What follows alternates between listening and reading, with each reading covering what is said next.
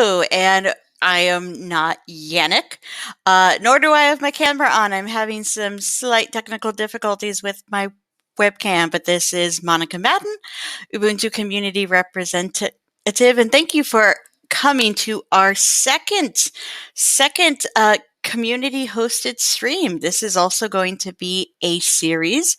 Hopefully, some of you were able to join us for Rudra's stream, setting up development environments for Unity X and Unity 7. And his streams right now, they're going to be either once a month or once per quarter. This stream, if any of you kind of follow the Wimpy's World crowd, then you have probably seen Yannick a few times. He is a member of the Ubuntu MATE team. He is currently working on our software boutique, and he is someone who just loves learning about all of these tools, whether it's streaming tools or development tools. I think the last stream he did was playing with Flutter, which our new installer is going to be written in, and we'll have some more exciting info on that in probably some future indabas. But we are very happy he's going to be here. This is going to be his streaming kind of slot. Tuesdays this is 7:30 p.m. UTC. And he will be streaming every 2 weeks. And so this is part one of a part two series. So if you are watching this, then be sure to tune in on today's the 7th. So tune in on September 21st for part two. So basically taking the dev environment you're going to build today and use it. So anyway, I am going to introduce, without further ado, Yannick. Hello. Good evening. Hello. How are you? I am fine, thank you. Thanks for having me on this stream. Of course. Well, we're so happy to have more community hosts and who want to create content that I think a lot of the community will probably be interested in. So we're happy to have Rudra and you. And if you want to be a future host, I will also ping that. I will throw that in the chat after I go behind the scenes. But without further ado, I would like to turn the stream over to you. So, Yannick, there's a Star Trek thing, you have the con. Yes, thank you. You're welcome. Monica. I'm going to, I think, switch. Yeah, thank you. Well, yes, my name's Yannick. I'm known as the French guy from Switzerland in some weird corners of the internet. Yes, as Monica said, a member of the Ubuntu MATE team. So you can find me on the Wimpy's World Discord server. You can find me on Twitter at FrenchGuyCH. The name is there. What I'm going to do on these streams is I'm going to demonstrate some PHP and Angular development, the basic things, setting up a small app.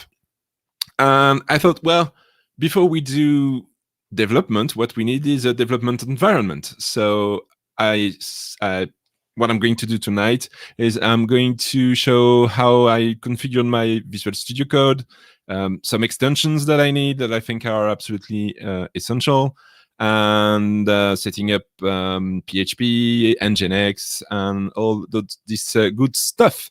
So let's immediately dive into things. I'm going to share my screen. And this is a brand new, and I'm going to put that full screen. You don't need to see my face for that. This is a brand new Ubuntu 2104. The ISO is still connected to the virtual machine. I just updated it literally 2 seconds before the stream started because the VM crashed, of course, when I did my preparation. So I had to redo everything. So what do we need to code in PHP? I can actually put my face on the side somewhere here. Yes, what do we need to code in PHP and do some Angular development? Well, we will need a code editor, and my code editor of choice is, of course, Visual Studio Code. So as soon as my terminal is there, I'm going to install VS Code. And on Ubuntu, it's really easy to install VS Code. You just to do snap install code. And my password is test, by the way. So let's do that. Oh, it's a classic snap, so I need to add that to the command line. Hopefully the font is big enough. Let's see if I can change that. Make that a little bit bigger for you. Profile and name, that's the name of the profile. Where is the font size? Font size, custom font.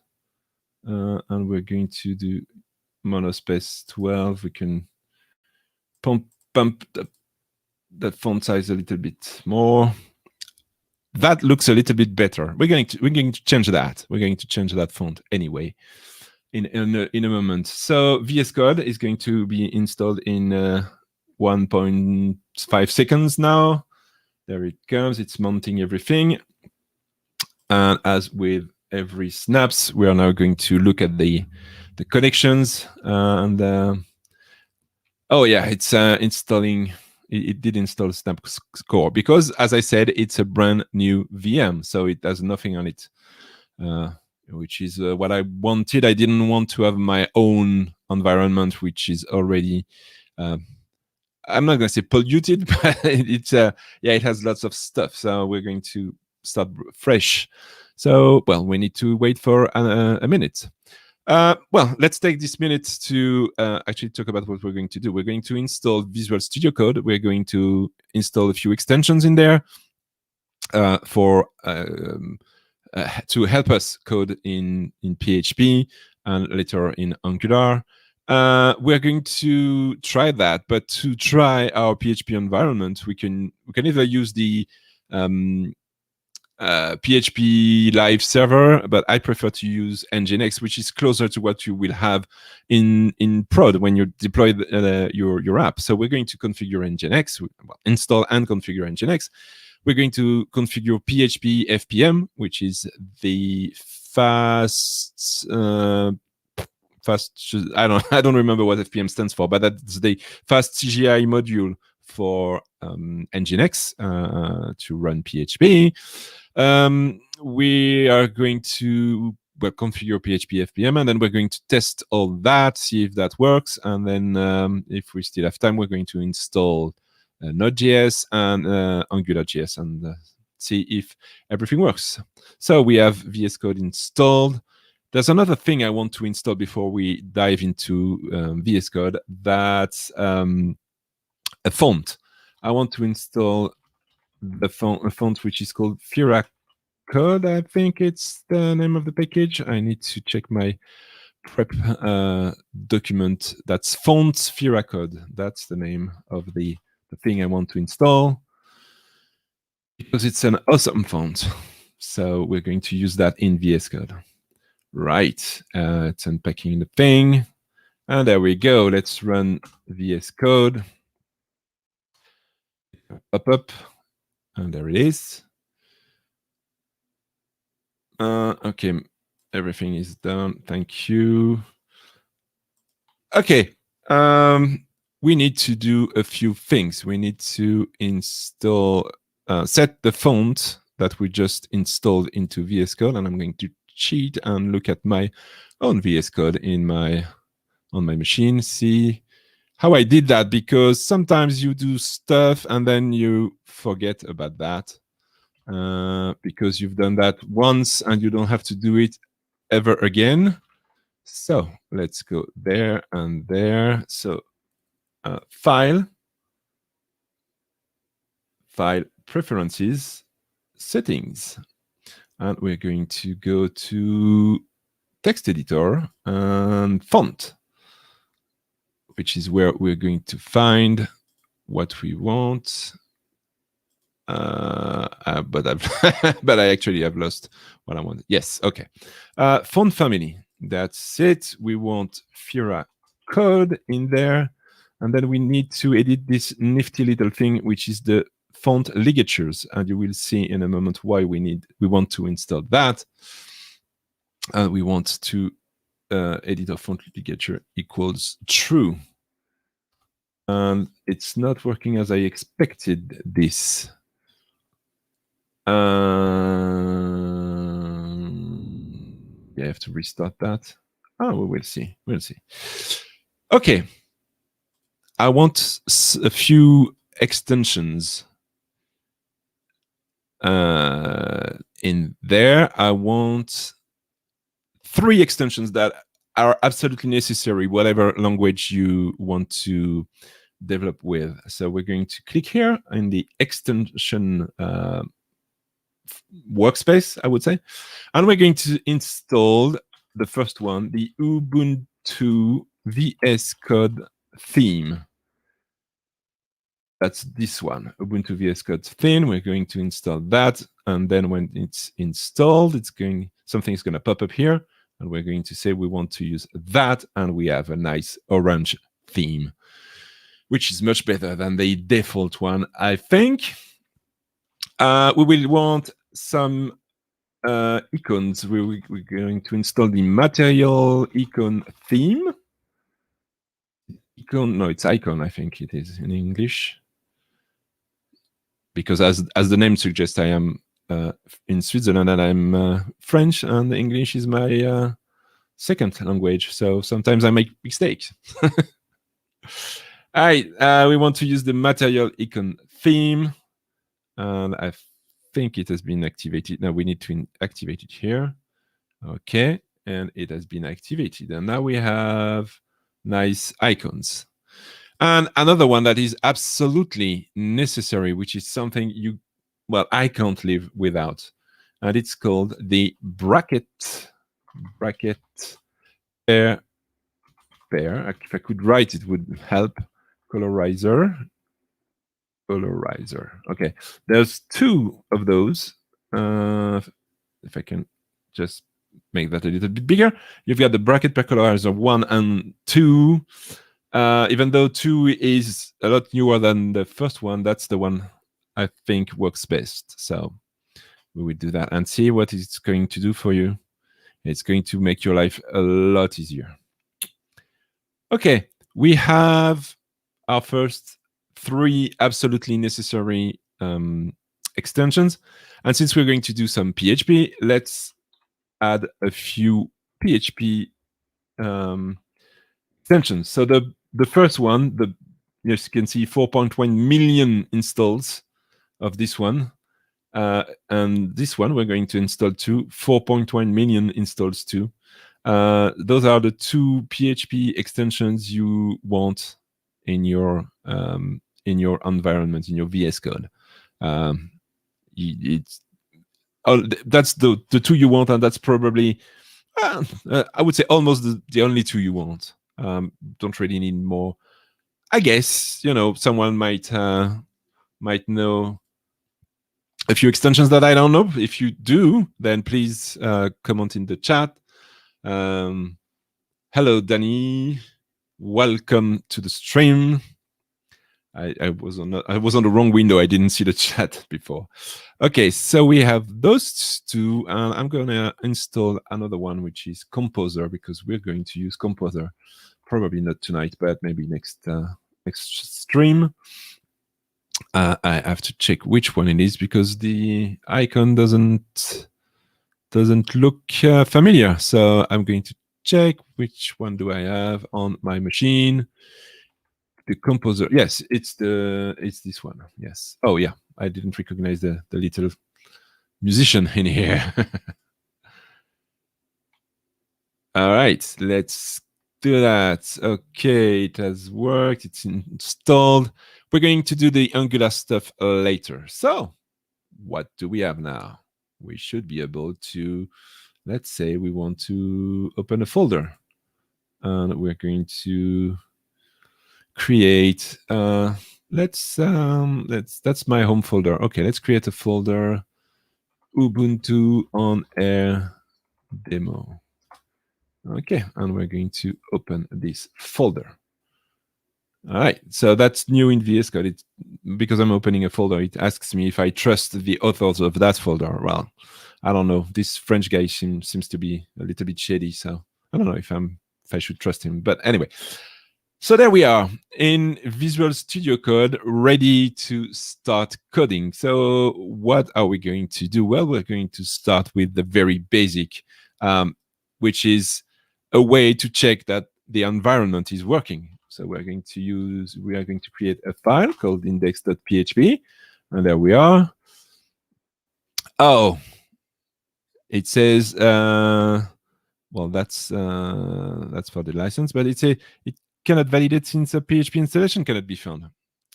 Yes, we don't have PHP yet on this machine, so let's do that. Let's install PHP. We're going to clean this window. We need PHP, and we're going to install. If we install PHP Fpm by default, it will install PHP 7.2, I think. Let's do that. Apt search PHP Fpm. And that will give us, oh no, it's 7.4 on this version. So that's good. That's what we want. We want 7.4 or more.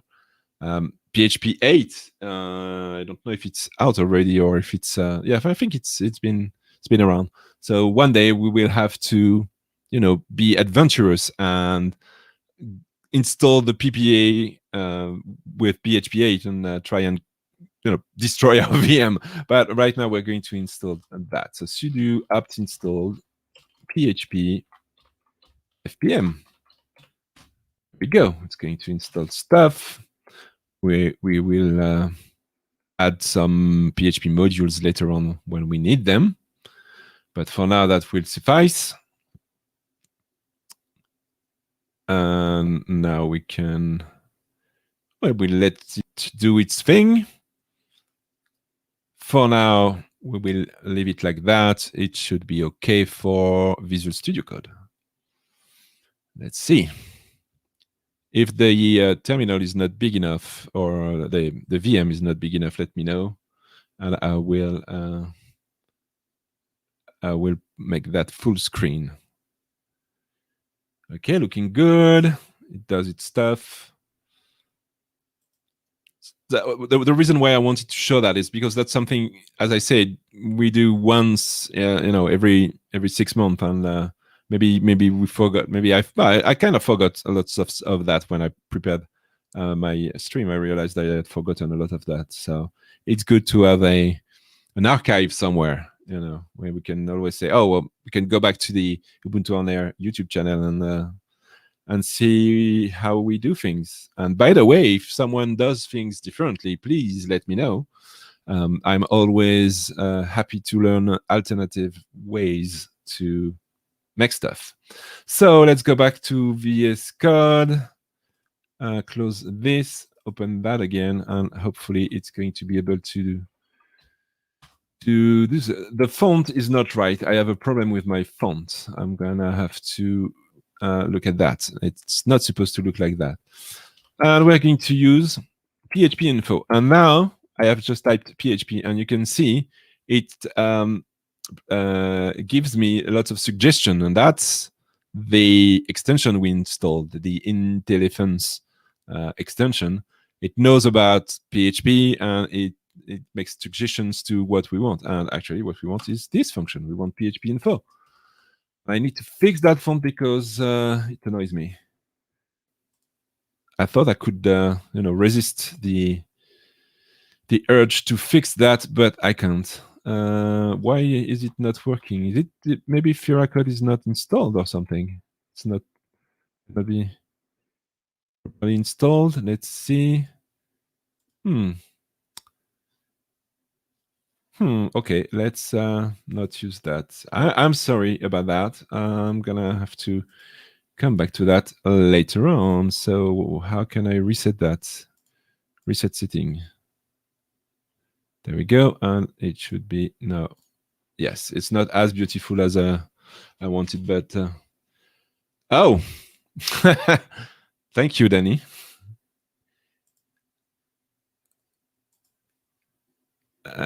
Font. So, Era code. And yes, thank you. And see this thing, if I go equals greater than, it does the ligature. That's awesome. I like that. I love that. Also, if you go like not equals, which is exclamation mark and equals, not equals is replaced by this symbol. And that's great. And that's great. I love this. Okay. PHP info in our index.php. But now, how do we test that? So we need, as I said earlier, we need a web server, and we're going to use Nginx. And you can search the Ubuntu On Air YouTube channel archive for an interview with the package maintainer for Nginx, which is, in my opinion, the superior web server for anything. So we need Nginx, and we're going to link Nginx with PHP Fpm so that we can serve dynamic pages through Nginx. So let's do this. Sudo apt install Nginx. Yes, I want to install all that. Hopefully it's not going to take too long. It's not that big. And then let me look at my my documents here. Install Nginx and PHP Fpm. We already have installed in PHP Fpm. So now we're going to configure a website. Right. So how do we configure a website? Well, we go to etc nginx, and here you can see there are two folders that are really interesting: sites available and sites enabled. Sites available is a collection of configuration files that you can activate on your machine. And if you go to site enabled, well, as the name suggests, it's all the sites that are enabled on your web server, and those are symlinks to what is in site available. I know Apache has a command to copy the symlink from one directory to the other. I don't know if Nginx has that. If someone knows, let me know in the chat. I do that by hand because I'm an old guy, and we old guys do everything by hand. So that's that's why.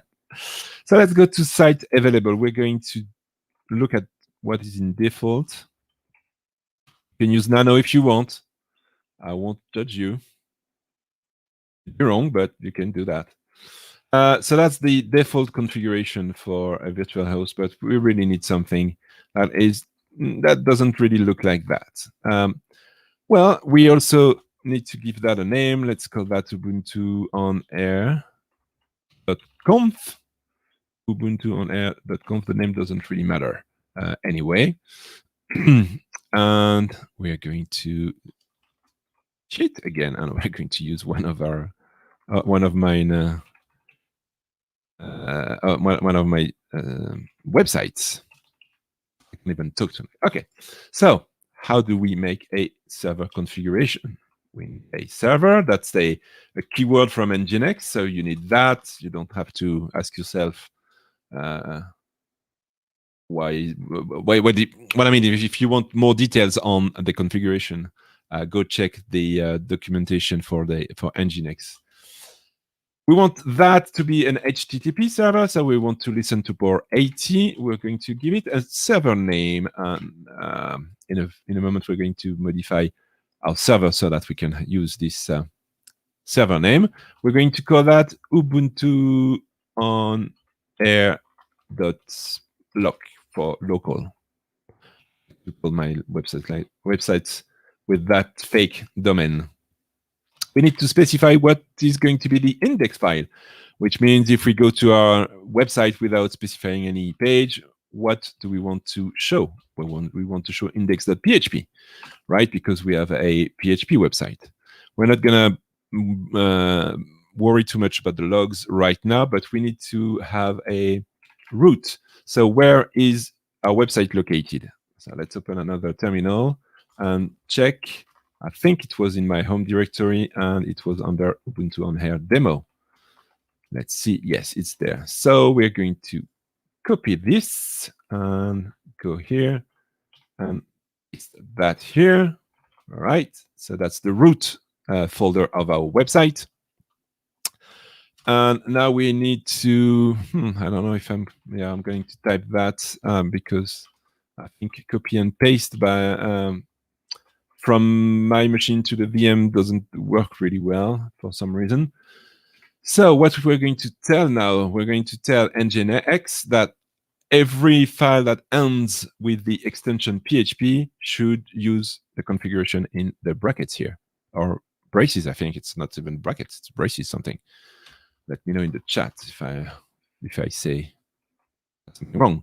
So we're going to do this, which means look for the file, try files, so try these files. $ URI is the file we have specified in the URL. And if it's not there, just throw a 404 error. So tell us that we've made a mistake. This file doesn't exist. Please go away. No, change that. We're going to include something that is provided by Nginx, and which is the fast CGI params. Bunch of default stuff, which works really great for us.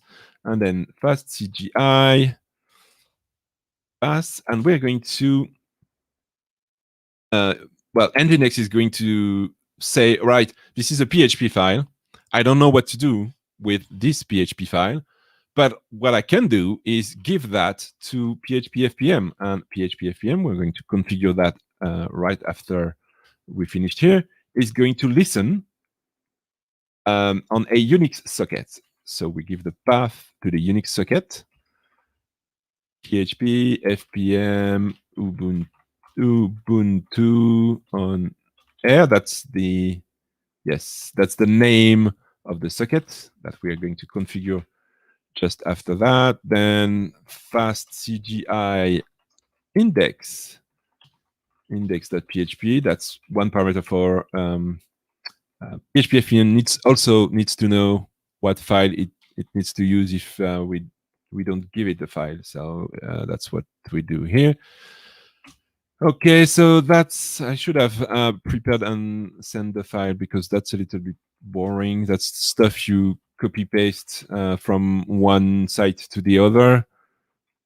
Fast CGI script name. Okay, that's a parameter, and then fast CGI buffer size 128K. That's okay. I can actually copy and paste stuff.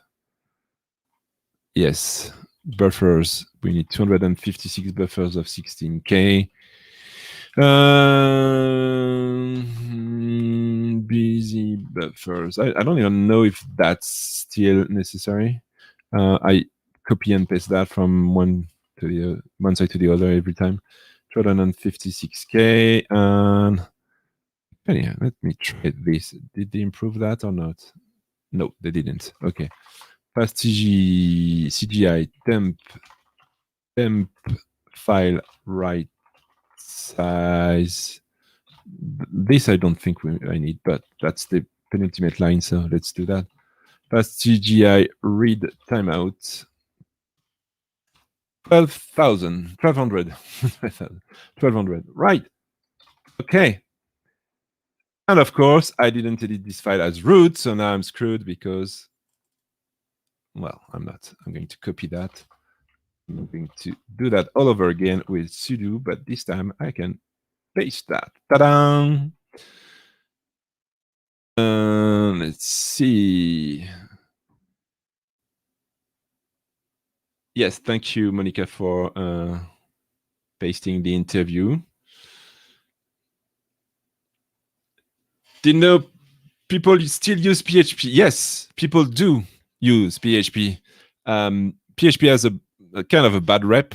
But honestly, now with Composer and PHPDI, which is the dependency injection, with stuff like the Slim framework,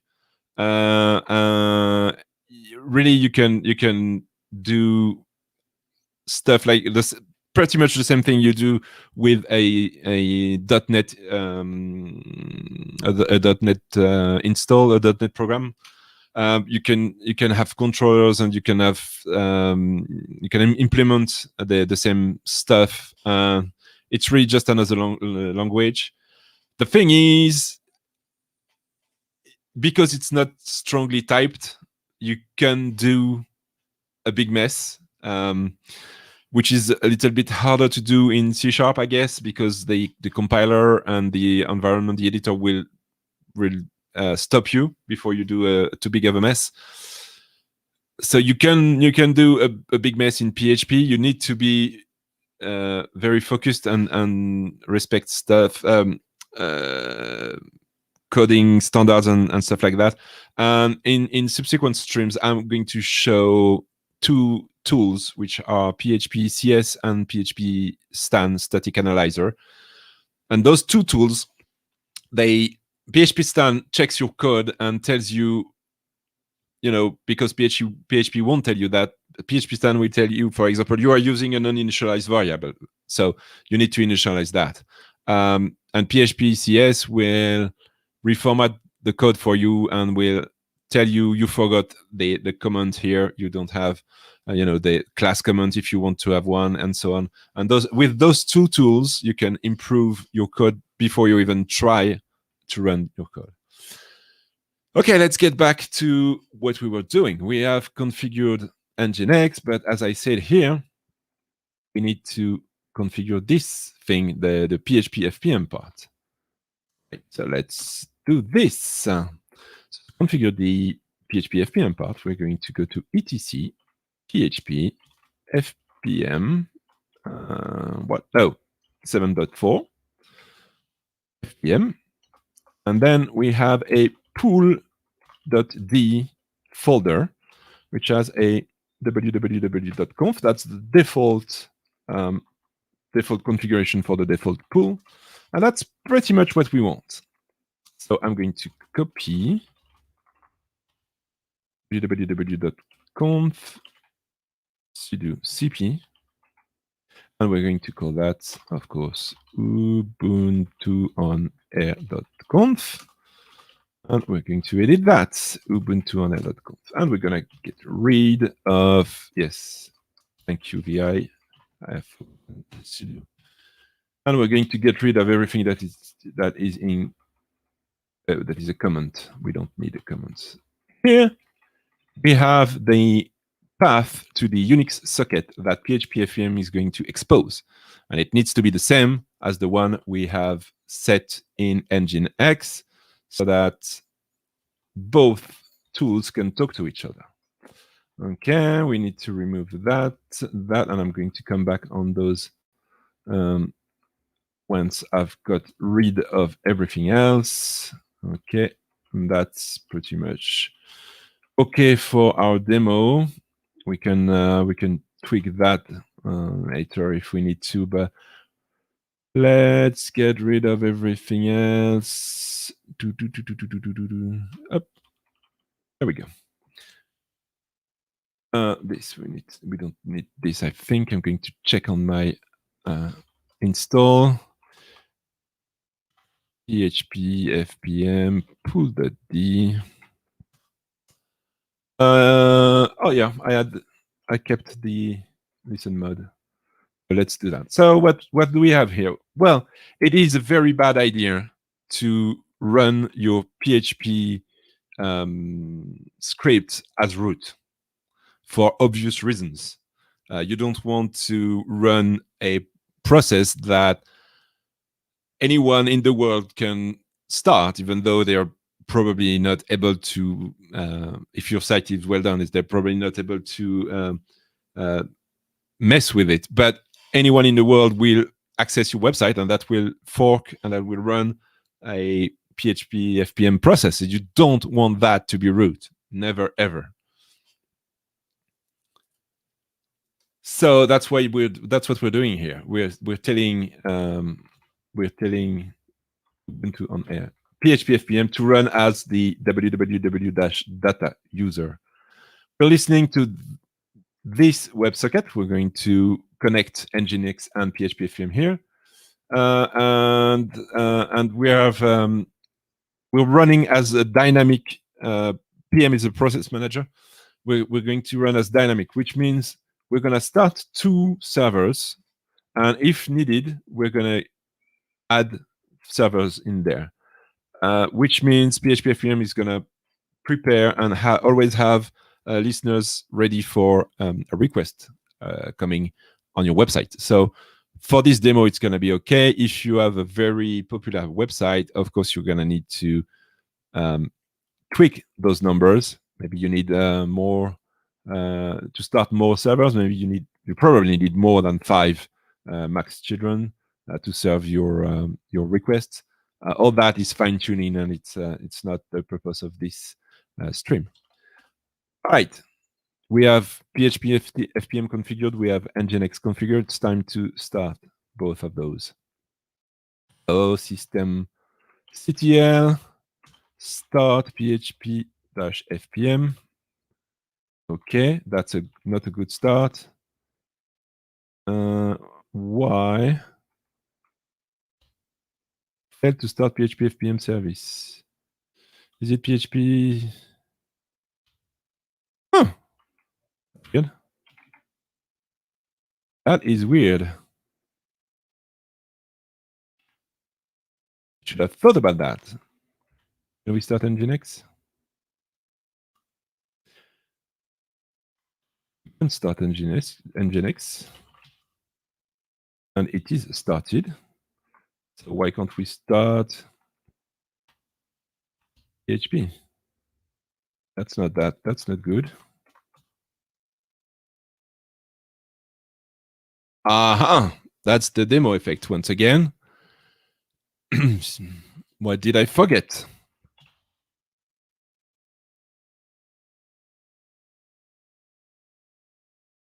No.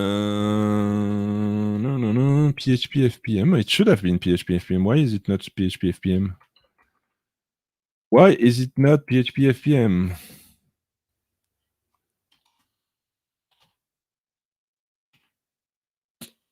No. Don't do that to me live on stream. That's what happens when you don't prepare your stream properly. That's usually what happened to my streams. All right. We need to figure out what it's not working. And if we do that the old way,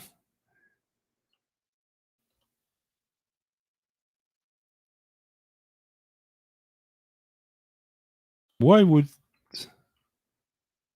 this way works and not the systemctl way?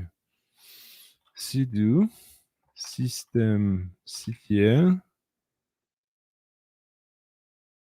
status PHP Fpm. Now it works. What did I do wrong? What did I miss?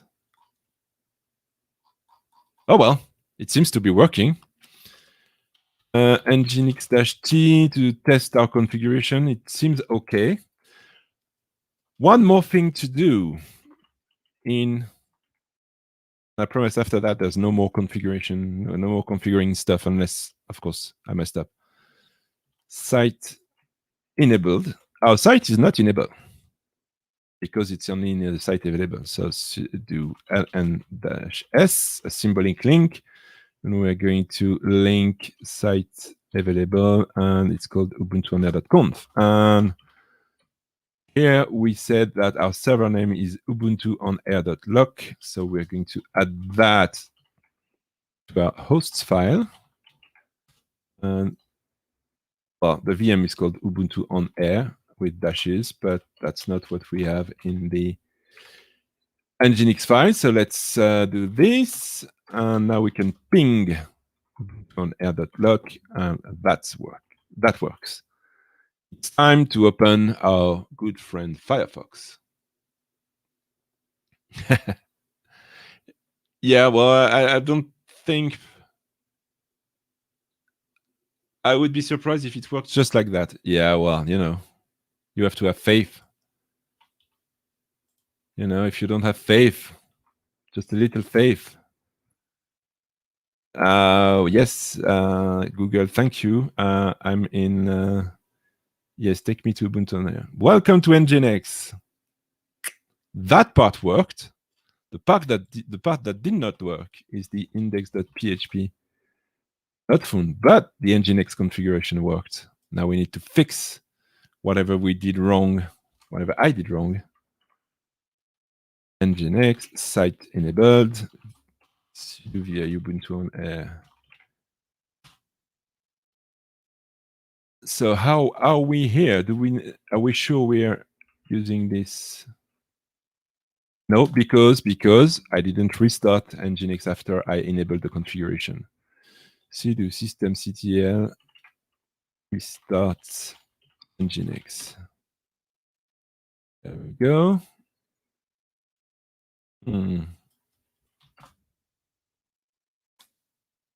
There is something. Oh, is the default Nginx conf? Yeah, Nginx conf.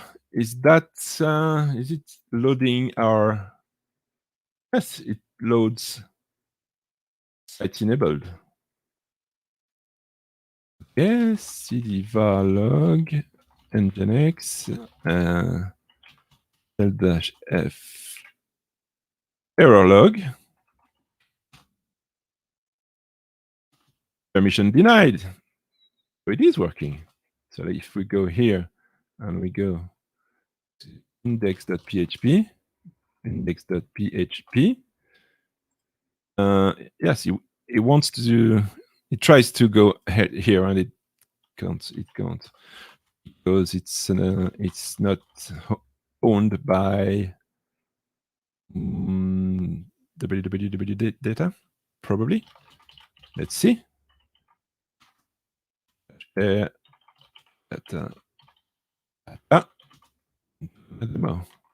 Or did I mess the path? That's entirely possible. Did I mess this? Copy ls-l. No, I didn't mess it, but it's not working. Live debugging, people. Live debugging. I am 2104. Yes, Theo, and welcome to the stream. CD, what did I do wrong? I did something wrong. But the log says we're seeing here this. It's trying stuff. I'm going to revert to my good old configuration. So listen 80 server name, that's okay. Index, that's okay. Root, that's okay. Include that. Is that okay? Do we have this socket somewhere? Location tilde /php. Yes. I am disappointed. Really, I thought it was going to work. That doesn't exist. That might be the problem. We don't have the... It didn't take the pool. Well, let's use the default socket for now. I'm going to have a look at that later on. It's not time to do that right now. Site enabled, sudo that. We need to sudo that, and we're going to use the default socket. Sorry for the beeps. I don't know if you can hear the beeps, but the VM is quite loud. Sudo service, sudo systemctl. Systemctl. Okay. Restart PHP Fpm.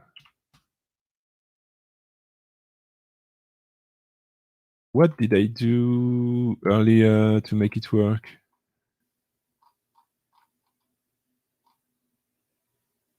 There are strange things happening.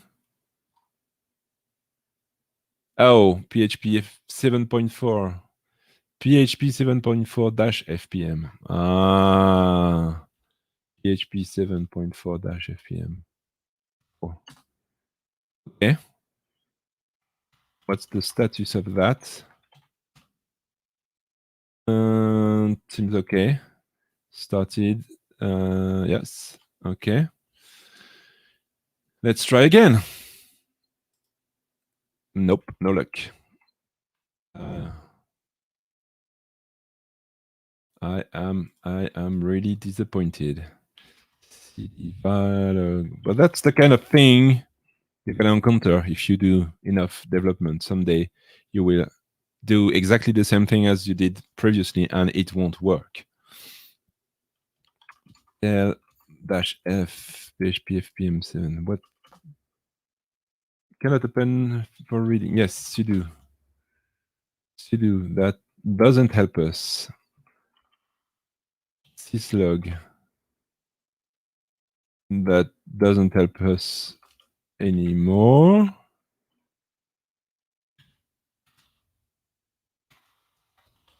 What is going on?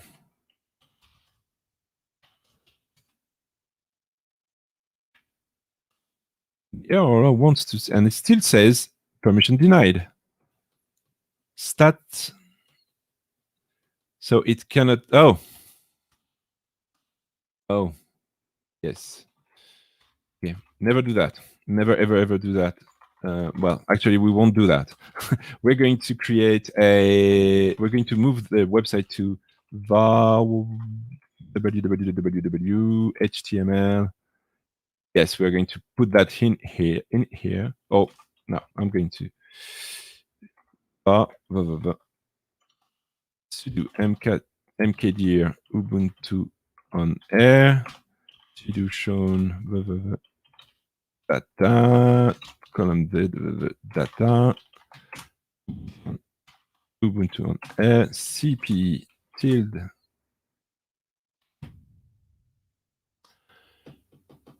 Yeah, no, that's not gonna help. Sudo shown. That's gonna be.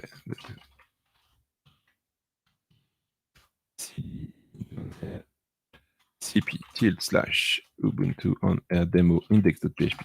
Here, that's here. Okay, so we can close Visual Studio Code from there and open it here. Right, that's being done. Now we need to copy this path. Copy and go to etc Nginx site enabled sudo vi Ubuntu on air and change the root folder here. The problem was that home Yannick was not world readable. It was only for me, which is the default installation on Ubuntu, which is what it should be. Sudo systemctl restart nginx. Another restart, yes, restart nginx, and then go here and then do that. And then bad gateway, we're progressing. That means we've managed to reach Nginx, and then now Nginx cannot talk to PHP Fpm for some reason. I'm still disappointed. I just thought it would have worked, but hell. Error log. What it says? Sock failed. No such file or directory while connecting to upstream. Yes, so it was not able to talk to the PHP Fpm socket. What did I miss?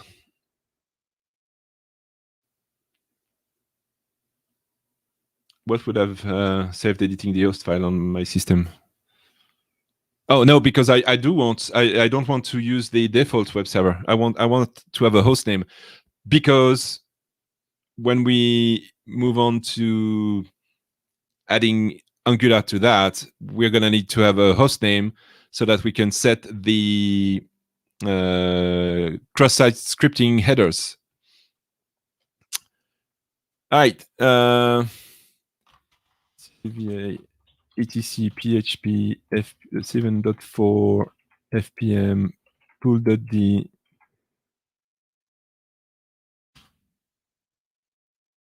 Why is this not working?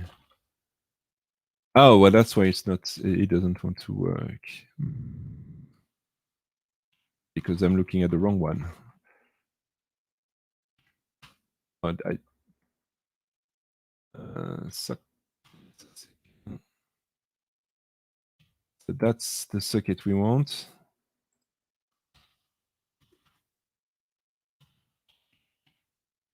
UbuntuOnAir.conf. Yeah, I'm an idiot. Because with a full path, it should work a lot better. Systemctl. If you happen to follow my streams on my own channel, you will hear me say that I'm an idiot a lot, because I often forgot those things. Restart Nginx. And now, ta-da! Right, so we never have to go back to those configuration ever again. We have a PHP environment working on our machine. And that's the PHP info file. I'm going to put that full screen so I can hide my shame behind my my virtual machine. That's PHP. So that's what we installed 7.4.16. The function we use, the PHP info version we used, is a built-in function of PHP that gives us everything we need to know about the installation. The only thing is that you need to have a working configuration to be able to access this file. So we can see that we have already a bunch of built-in modules activating. I'm not going to go over that because we don't really need that. But here we are. We have everything working. We have our PHP. We can do right. We're doing some learn to code stuff, so we have to do that. I'm sorry, I have to do that. So let's do this. That's what HTML5.